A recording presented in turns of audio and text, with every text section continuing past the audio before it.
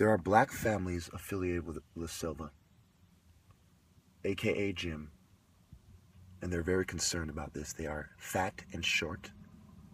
For the most part, some of them have dreadlocks.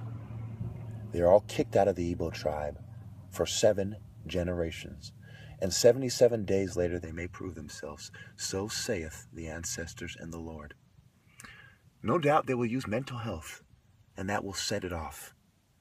I predict that these same house niggas that I gave a copy of the book Fighting for Honor for them and their general black network will stop at nothing to cover this up. You are kicked the fuck out. Kick rocks. You're done. Go stay with Whitey. Oh yeah, you already do. How dare you?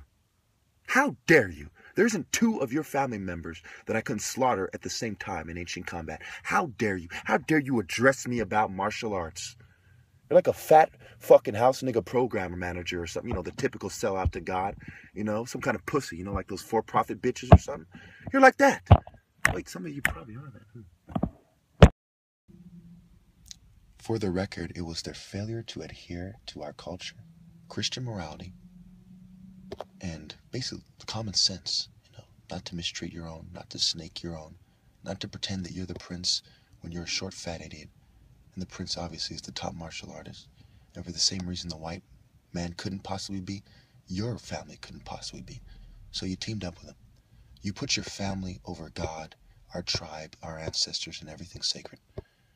Let these people who are gang stalking me, these black families, Kaiser, University of Phoenix, aka, let them all be the example for what happens when you put your family above our race, God, and ancestors in the name of doing what's best for our race, especially when you have business interests with the enemy.